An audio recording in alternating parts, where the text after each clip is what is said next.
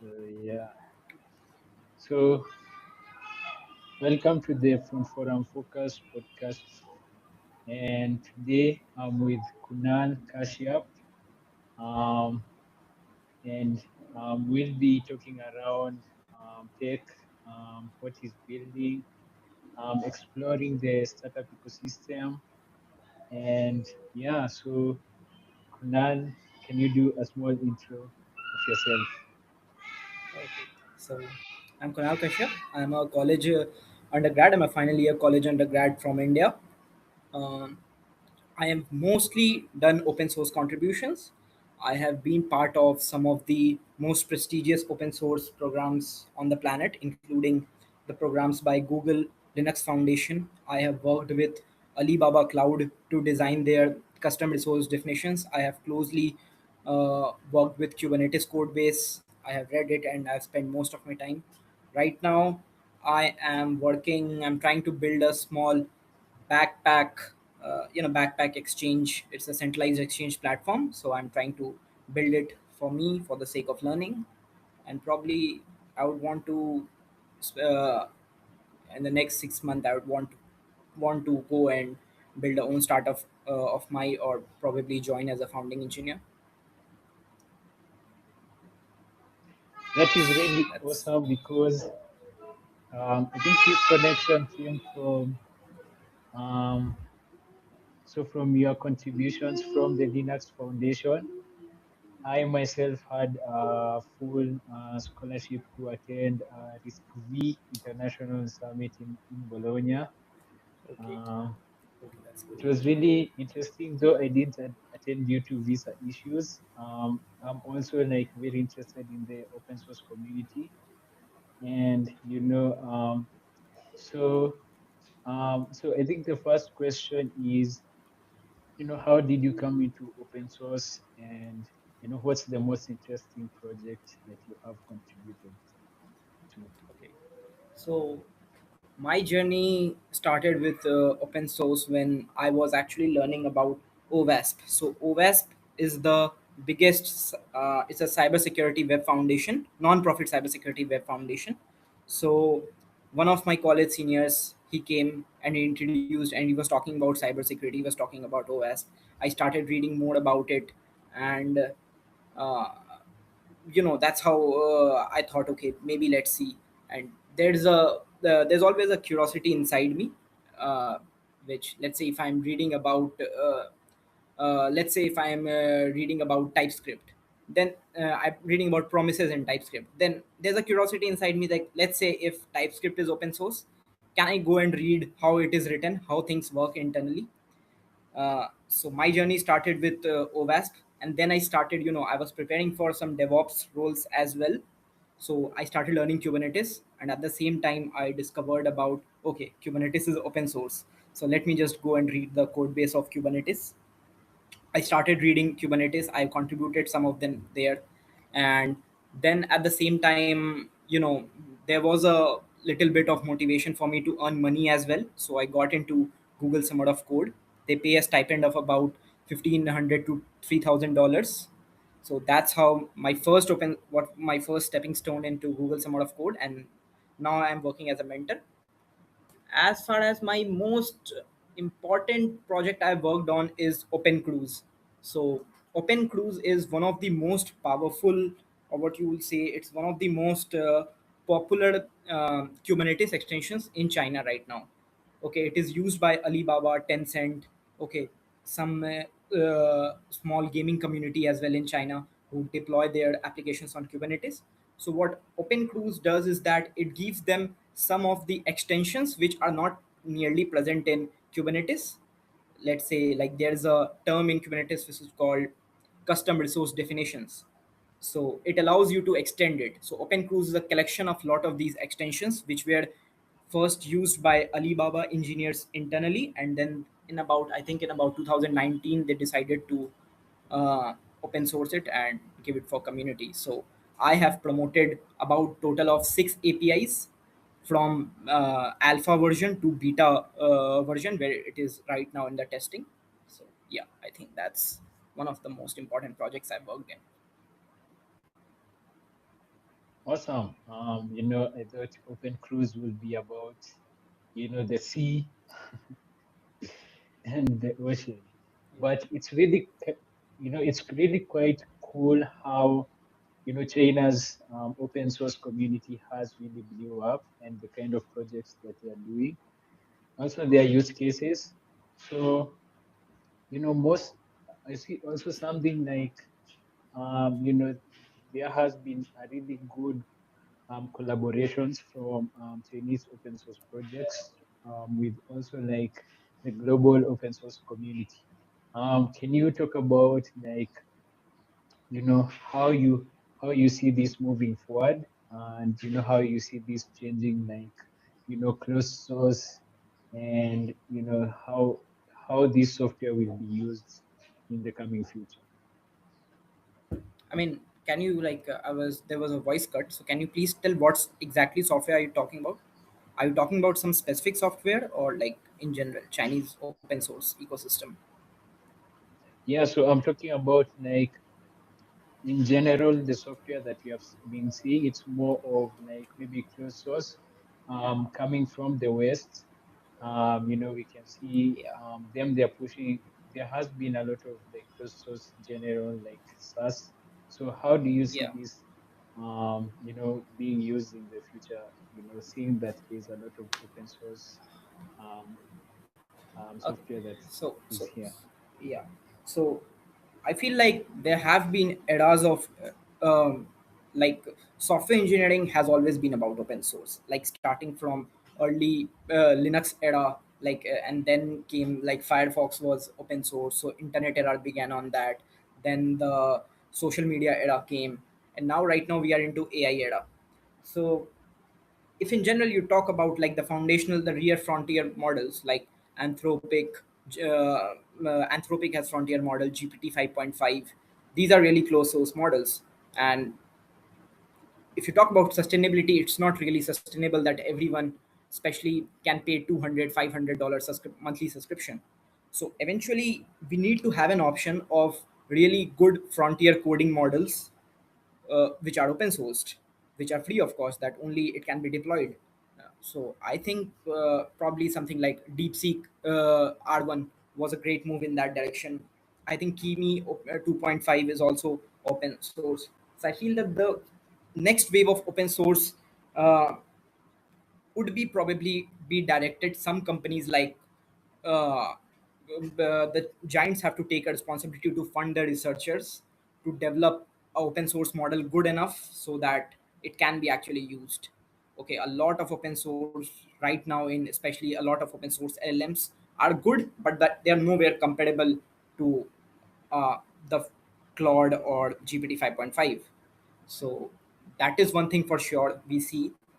I see open source moving forward from that direction. In India, uh, uh, we have some companies like Servam and all, but again, they are not open source. So, if we want to democratize AI for everyone, if we want to ensure that artificial intelligence reaches someone at the bottom of society, we need to ensure that this AI era is led by open source and not just by companies which are completely closed source. That's what I think of. Yeah, that's a really good. I saw something from India. So you spoke about Savon, and I saw their model, which is like fully offline. So that was really interesting to see how they are doing like their inference, and kind of read about the Yeah. philosophy behind, how it was built so that it can be fully offline. One of the biggest things that I've learned, maybe like the push for AI has been more on, let's it has been fully like for big companies, and from the open source perspective is how like now like learning to build like your own LLM has become like really simple, because most of these like kind of LLMs you can really run them on consumer hardware. But now, like when you talk about like building the LLMs, for small LLMs that can run on your own CPU. I think that now like democratizes AI, and now also like makes the niche super big. Like now the market will be big enough so that people can train their own LLMs based on their own data. Like I can have my supermarket just running on my local local setup. So what actually do you see like who do you actually see running the open source AI um, you know era that we are going towards? I mean, if you talk about, like, it's hard to bet against Google, because Google has been coming on top of everything. I have worked with engineers who are currently working in Google DeepMind, uh, and I know that the kind of effort they are putting in.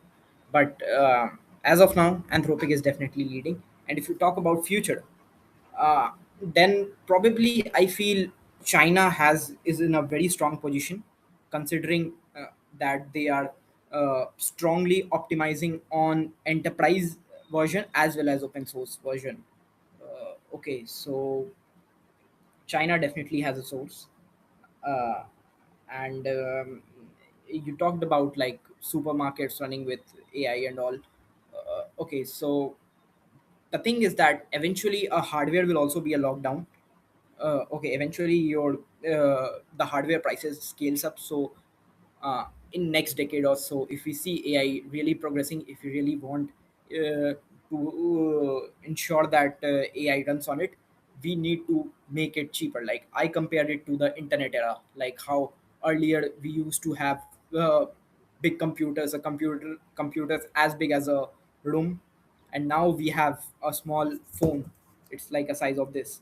So eventually, like, my imagination is that someday we will have a plug-inable a kind of a device that we can plug in with our laptop, and then we can just install a open source LLM, and it will be good for most of the use cases. Okay. And the reason why I'm advocating for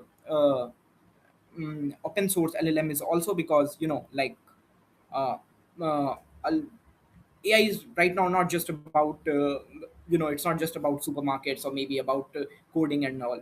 It is becoming an important factor also in a defense perspective. So let's say if your country doesn't have a sovereign AI and it doesn't have its own, then you are dependent on Claude or let's say Anthropic. Then at a certain point of your time when you need it, then your data safety, your citizens' data safety will be compromised.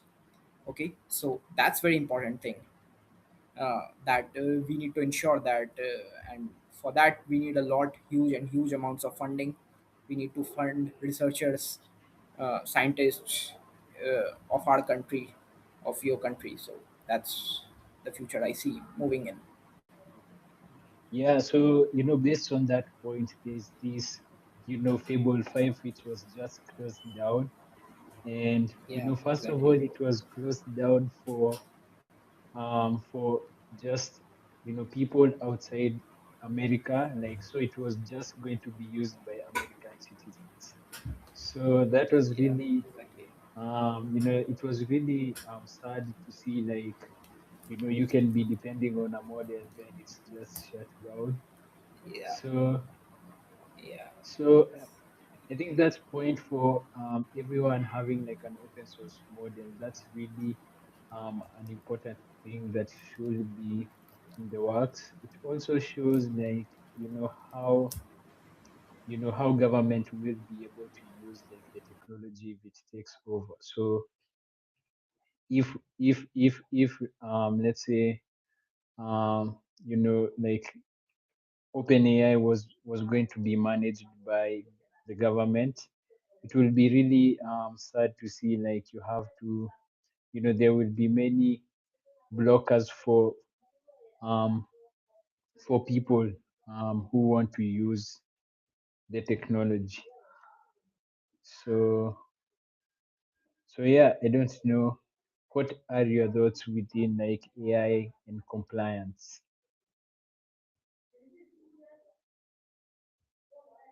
Hello? Mm,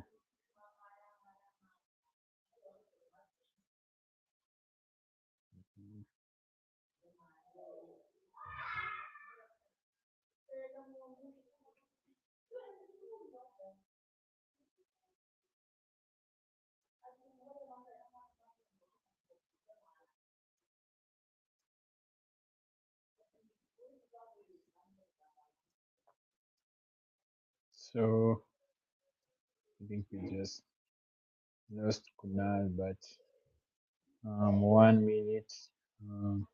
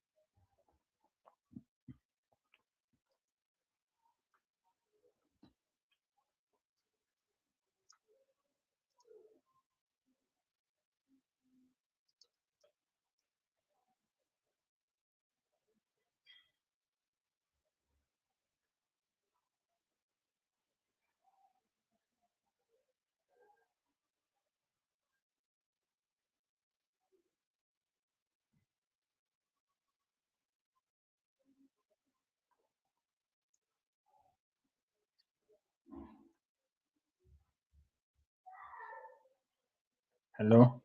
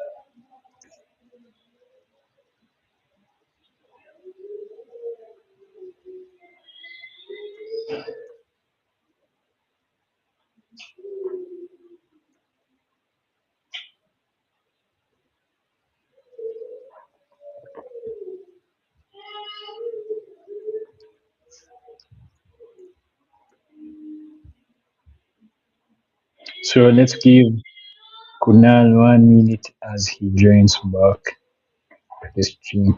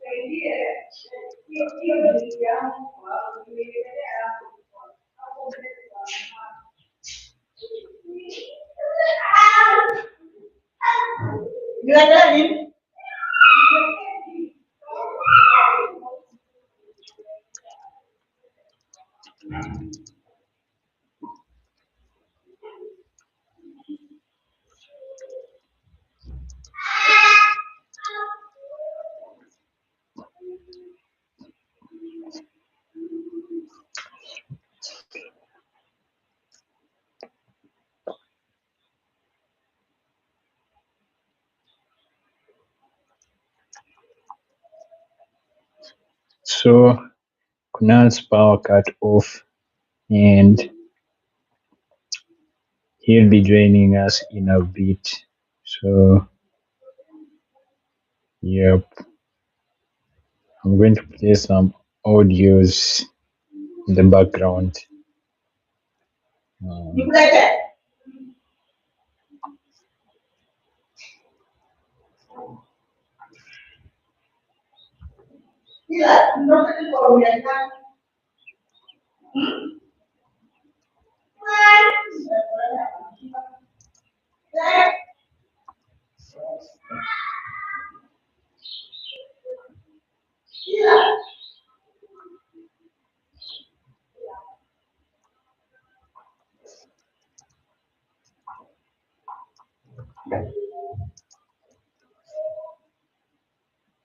as I think about the questions to ask Kunal, and also the audience can join in. Um,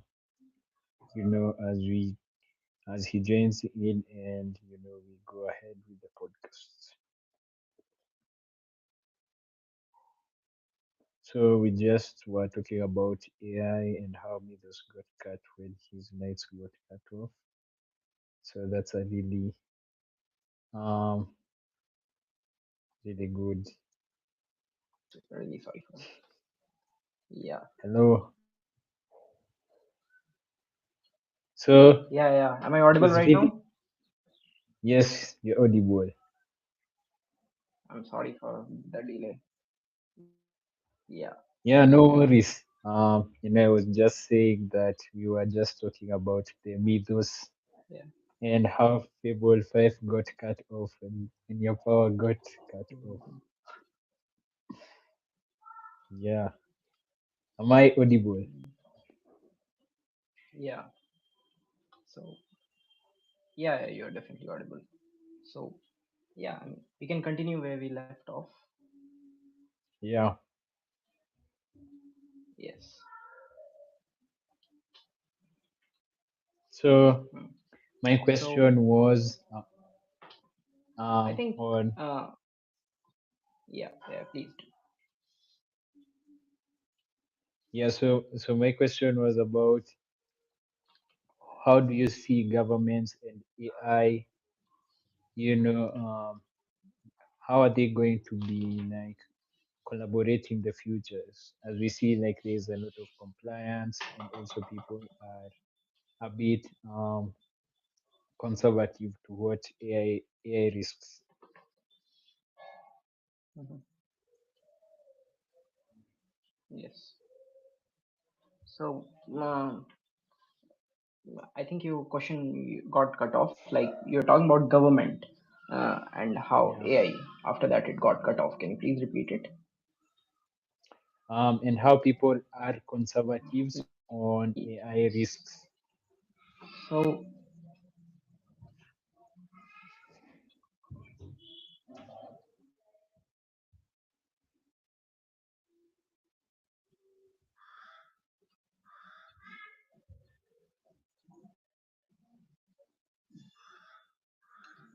Hello?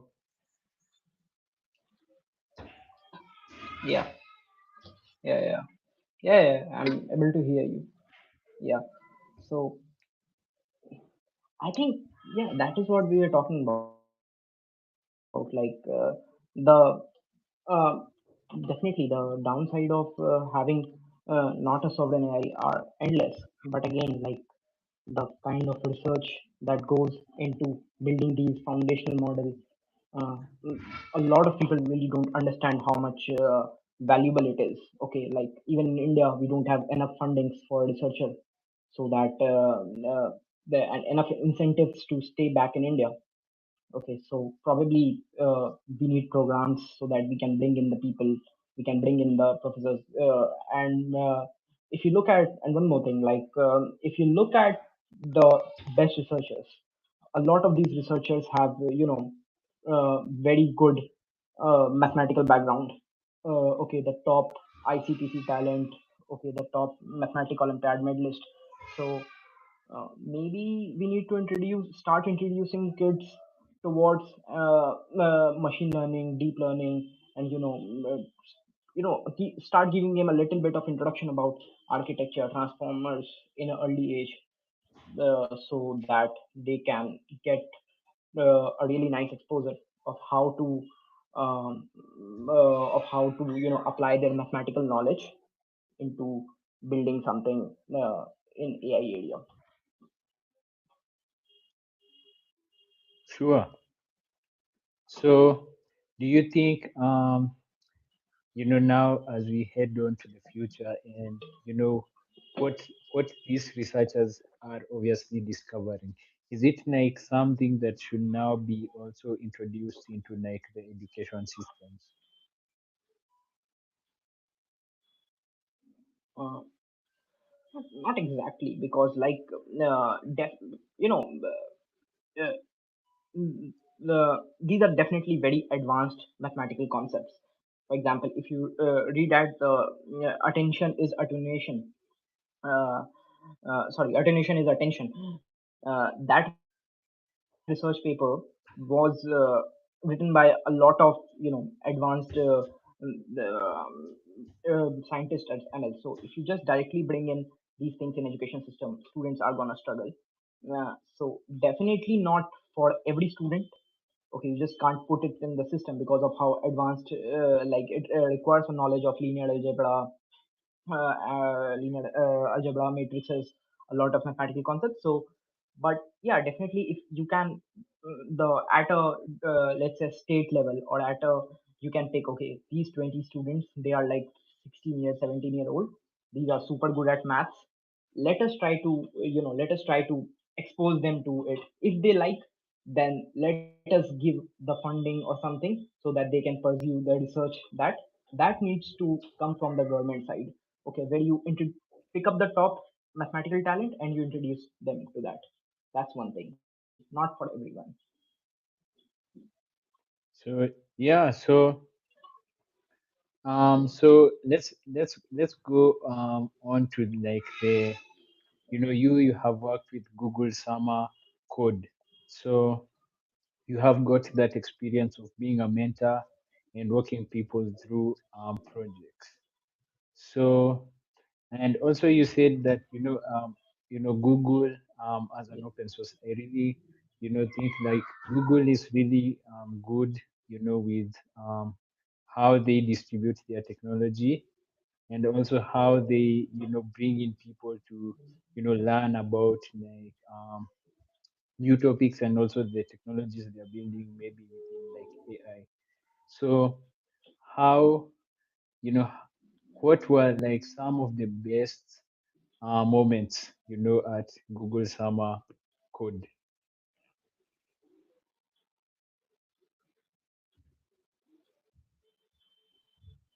I mean, the best moment was definitely, like in right now, like I'm already in a phase of mentoring them. So Yeah. uh, a lot of these contributors come in, they don't know a lot of, uh, they have only contributed at a small scale organization, and now we have a project which can be lasting to 3 months. So probably the best moment was when these people come in who are very new to open source, and they just discover like how much, okay, meeting them in person. Okay, like one of the things happened is I met one of my mentees, who did I mentored him, and then he was, yeah, so he was and then I met him in person. So it was a great experience, seeing all his contribution. We discussed about how we can improve, let's say, a dynamic, we are designing a component, a front end component, and then I went back to my room and I worked on it.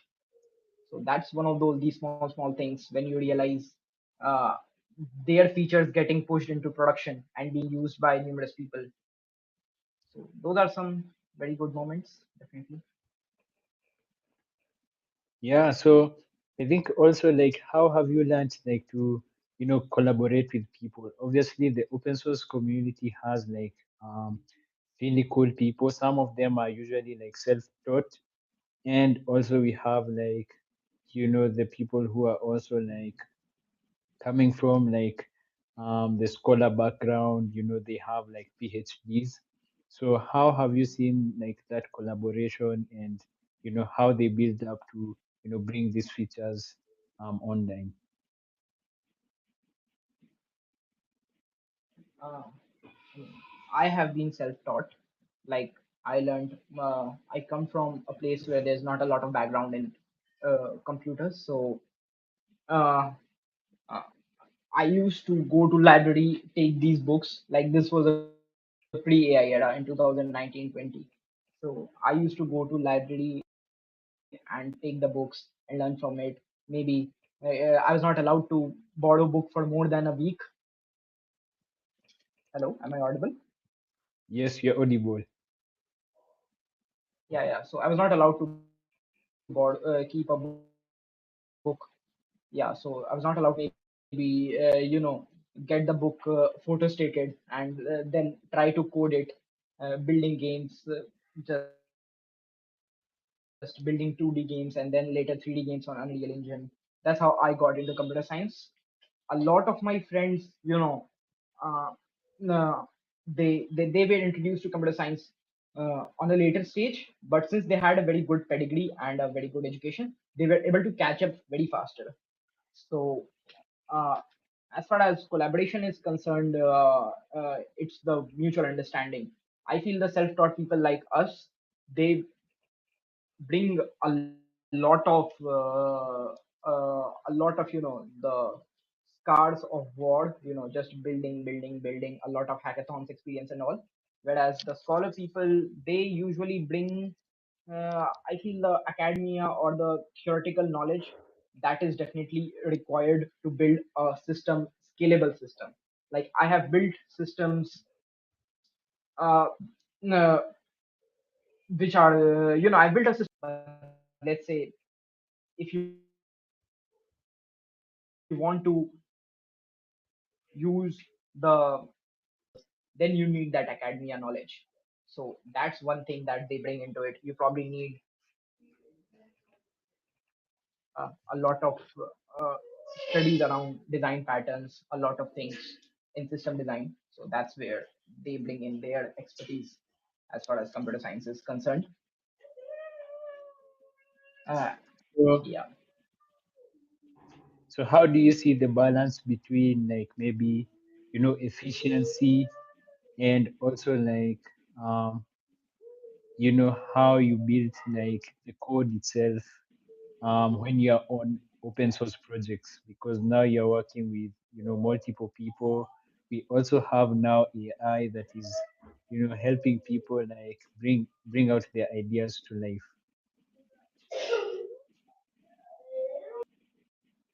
uh, yeah, I mean, uh, the thing with AI is, uh, I've always said this, I've shared it in multiple conferences. AI will make you, AI will always is a 10x multiplier. Now, if you're a bad engineer, that will be a 10x multiplier of how bad you are going to be. And if you're a good one, it will be a multiplier of how good you are to be. So definitely AI is helpful, but if you don't really know like what you're doing, if you are let's say you start contributing to Kubernetes, and you don't really know what pods are, what config maps are, how the control flows from the top to the bottom, and then it hits the database, and then again the etcd, and then it comes back to the client. Okay, so if you don't really know, if you don't can't visualize it, then you will always struggle in writing a good spec. And by spec, like you'll always, and you will not realize like, okay, this is probably the wrong approach. So how I use AI is probably I study the code base. I try to learn all the standard. AI definitely helps me to grasp hold of all the important designs, why something is an interface, why something is a struct. Okay, just go through it at a faster speed. I have I note down all these things, and then if I have, let's say, and I question everything at every step. Why is it written that way? Why is it written this way? And once I have that enough information, I can, probably go with 5 different approaches and see which one works best, and then I can choose. Okay, this approach looks good. So that's how AI is useful to me. But someone who is just starting out, he needs to have a very solid and fundamentals of how AI works. And I think even if it comes to hiring, a lot of startups these days, they allow you to use AI, but again, they in some rounds, but again, they want to check your thinking, and that thinking won't be built unless you have handwritten the code yourself. Okay, so a lot of startups these days are preferring guys who can use AI, but they have a background in writing code. Okay.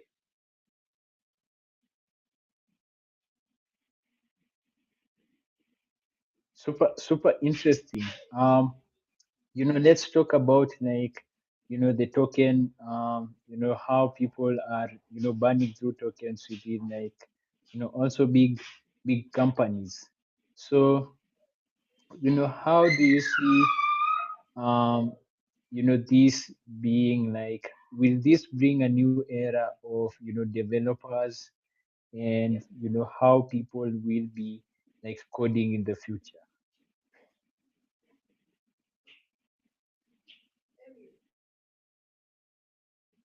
Actually, you an interesting area for me. Um, uh, Definitely the next generation of engineers are will not have as strong uh, uh, I feel engineering in a sense will be abstracted to a level, uh, one level higher. Let's say it's almost like you're operating from 10,000 feet and you are looking at it now, so you don't need to know the real details. But then the software thousands of users, even a small part breaks, then it can cause a problem. So um, in future, I imagine the kids who are right now in school and all, I guess they have an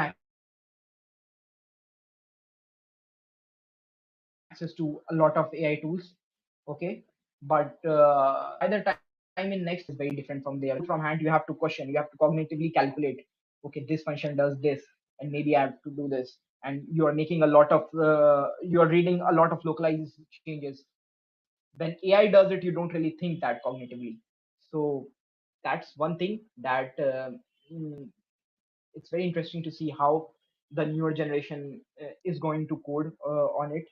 Okay, and coding will be coding will become a lot easier in future, I think. Okay, the important part is going to be like how do you scale the code, or how do you build systems around it. Okay, so for that, uh, I feel it's interesting. Like we can't really comment about it how it plays in the next 1 decade or 2 decade. It all depends on how easily how cheaper the AI becomes. That a lot of companies, yeah, you talked about token budget as well. I feel a lot of companies are going to soon have a token budget for every team. Okay, because you can't just burn infinite tokens, and that budget is start gonna taking people to force people to to come back to hands-on coding, and eventually use AI more efficiently. Okay, because like the Uber engineering director, we are spending much more, and it's not really visible user in user perspective, in user features. So I feel that a budget by next 1 or 2 years, we are gonna see some strong restraints on budget side of AI as well.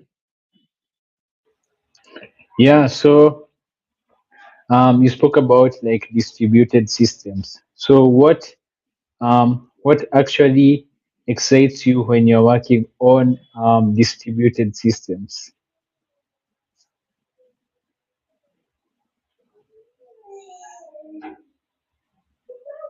Definitely, uh, it's uh, is a kind of large user base that you can affect your code affects, uh, because if you're working on a single system, then probably the user base is very small, and if you're working on a distributed system, then uh, if that product is probably going to be used by millions of users.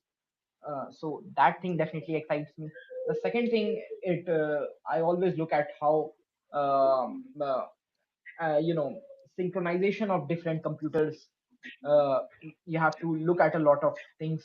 For example, if you're working on so the design, the scalability, availability, and consistency of the systems. These are the things that really excite me. And I worked on Kubernetes code base, so it's just amazing to see how much how much the code has been refactored over 15 years, 20 years. So you do read at these code bases, and you are able to internalize a lot of things. It's all, even like after coding for these many times, I always go like, wow, oh my god, this can be written in this way as well. I'm always shocked. So that's one thing. And a good motivation is also the pay in these areas as well. These are on a complicated side of engineering, so the pay is significantly higher than uh, SDE role. That's one thing. Yeah, and that's really interesting. I think, like, with now, like, we see AI, and how infrastructure is going. Um, it is definitely becoming bigger. The infrastructure is needed at a bigger, at a huge rate than it was in the past years. So, with this experience of building, now how do you connect this with your startup ambitions? And I know we were just talking about like startup school in India. So how do you connect those? Mhm. Um, uh, I look at uh, I feel the next 5 or 10 years, you can look at the even the companies that the YC is funding. It's going to definitely. Am I audible? Hello. Yes, you're audible. You are audible. Yeah, yeah. Like if you look at the pattern at the that the YC is, yeah, uh, if you look even at the pattern that the YC companies are funding, most of them are in AI. Okay, previously it was they were funding at blockchain, so we saw a lot of startups, some of them growing as big as Coinbase, in crypto, and Coinbase and a lot of other startups. And then there was before that there was a cloud wave, so they were funding a lot of companies who were into cloud, and now it's a AI era. I feel that it's not a really wise choice if I leave on that generation. If I leave on this opportunity to make something really important and something very impactful.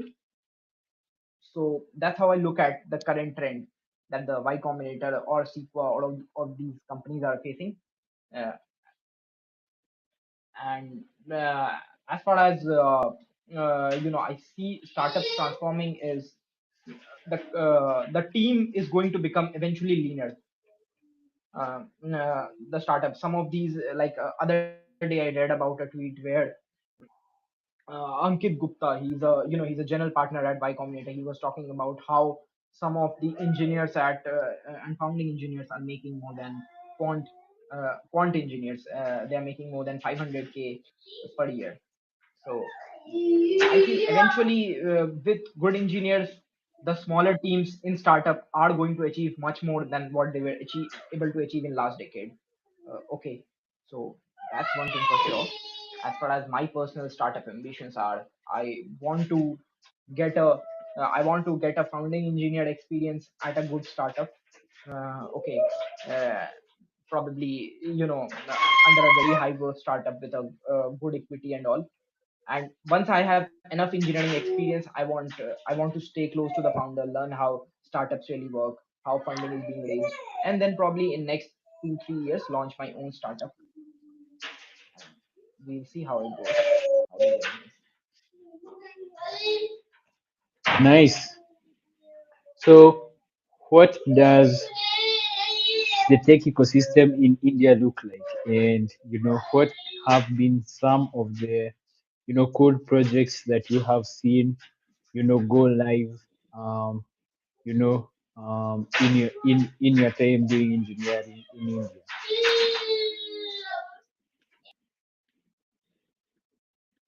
uh, some of the cool projects which I see like working is uh, like I have to think hard on it. There was this startup in Bangalore was actually, they were helping people to find rent houses transparently, to rent.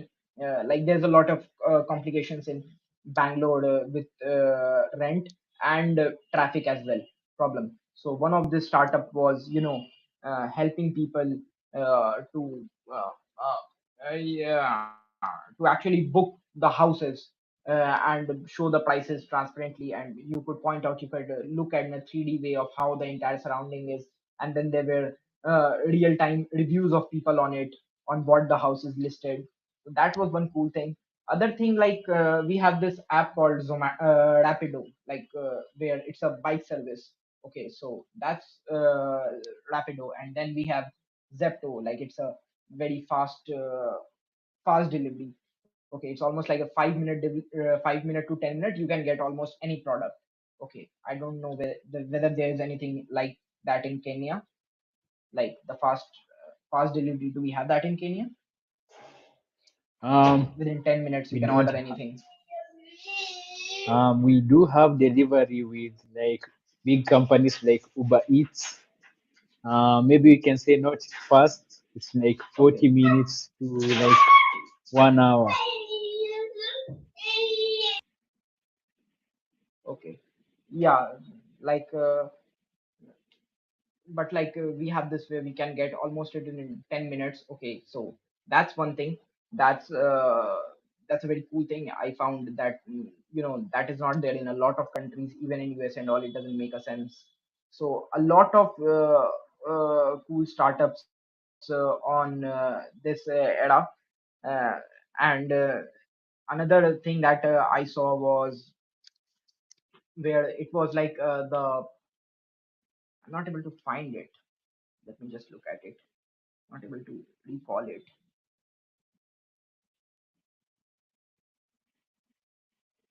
Uh, I know whether it was named the yeah, like I'm not able to find the exact name, but I think it was called Super API or something. Uh, but what it really did was it allowed any of your any of your applications to be converted into a API. So what I don't know, they were using AI or something like that. They would fetch the front end and then convert it later into an API. So that allowed it to be easily injectable into other AIs. Okay, so you can make an agent out of a live application. So let's say if there is a Zomato, then it converts it into an API, and then it runs into and makes it installs into an open claw service and an AI. So your AI can be configurable. Okay, and with launch of open claw, a lot of cool startups. I'm very sure like you are aware of what open claw is. It's doing really crazy in Bangalore. So those are some cool areas I see.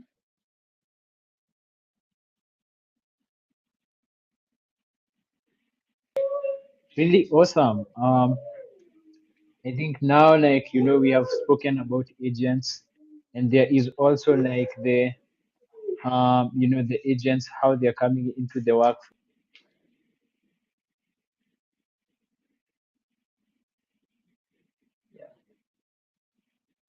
Hello. Oh, so I was talking about agents. So how do you see them, Yeah, coming into the ecosystem? yeah. I feel like uh, again, like we are already having agents, and a lot. We have to work on. Uh, we have to work on the safeguard and the budgeting. There are two things that you need to work. Okay, so running AI agents in a sandbox environment is a very important. So you know how much access you need to give it to yourself. Okay, and it's a much more complicated problem than it looks like, because like there was a news about how Claude Opus was able to it was able to able to escape the sandbox by going to internet, fetching how this is written, and then reverse engineering it. So it's very important that we are able to safeguard and we give limited capabilities to agent. Okay, so let's say that today, like we have in a Telegram, then you can tell it, hey, just fetch me the top 50, fetch me the last 50 days mail, and then schedule any meetings in probably next 3 days. So those are the kind of things. But again, uh, that's how I see, and OpenClaw is helping in that. But the next wave is probably going to be dominated by the budgeting. One thing that the agent doesn't go and it doesn't keeps on running the infinite. Uh, it doesn't keeps on running for infinitely, and it consumes all your tokens. The second is you limit how much access it has, and the third is obviously working on the observability and logging layers. Okay, observability and logging layers are solved up to some extent, but still, I feel that we can have more advancements in that area. Yeah, so agents are working on really critical stuff. So like they are really important in terms of like tool use, how they interact with your whole tech ecosystem. So will you trust your agent to work with your let's say your wallet or your home? So is that something that you have tested within your OpenClaw or agent ecosystem?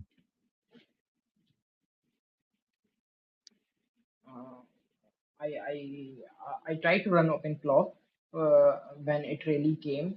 I automated my Telegram messages. I tried to automate a lot of stuff in the starting, but again, that's something that I want to explore. I was not able to give a lot into that time because I got involved with open source and Kubernetes and stuff. So I'm not able to explore the agentic feature as much. Okay, right now, but I think very soon I will be joining a startup. It's a very popular startup in India where I will get to work on these features as well.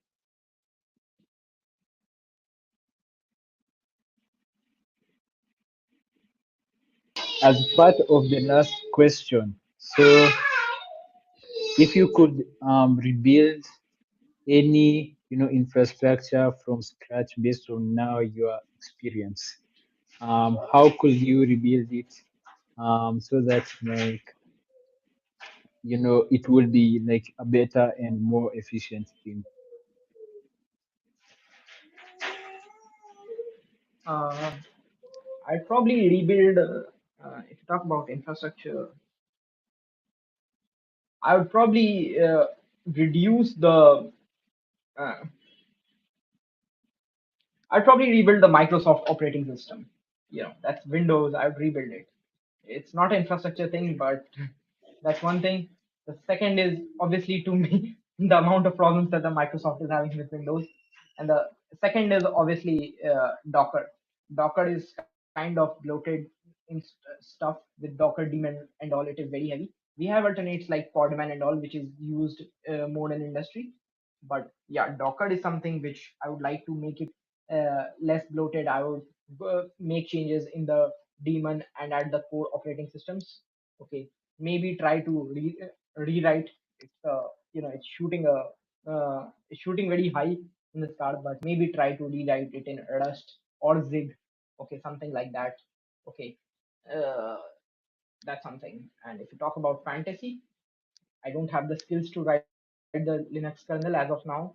But if you talk about a really far of fantasy, I'd probably like you know start to ensure that the Rust is introduced in Linux kernel. And few days back I was in Open Source Summit where Linus Torvalds was there, and he was talking about how he's going to introduce Rust into uh, Linux kernel so that the newer developers, the age of newer developers can start contributing to it. Those are some of the areas that I would want to see. Yeah, really nice. I really like the Windows comments. The Windows recently has been getting a lot of like 0 day attacks. So that really needs to be checked. For Docker, like it's really nice, like how it's really like maybe good to find a way to build it better so that when you're building your images, it doesn't take up most of your space.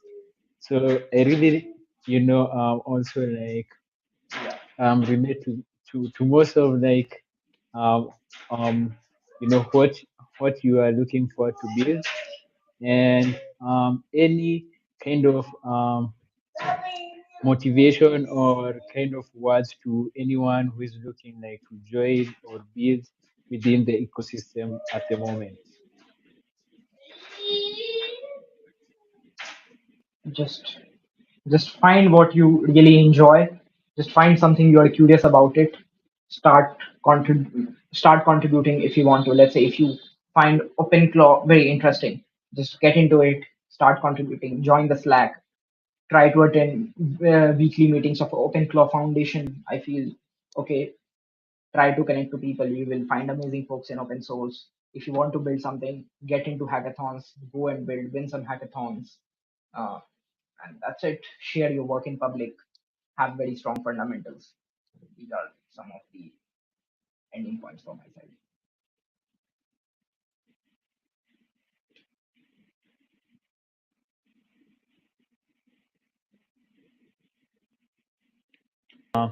So that's it for today's guest. I'll share the video, edited video on YouTube, and also maybe some reels. So that's it for today. Thank you, Definitely do. Kunan, for your Definitely. time. Uh, hopefully, Thank we you. stay in touch.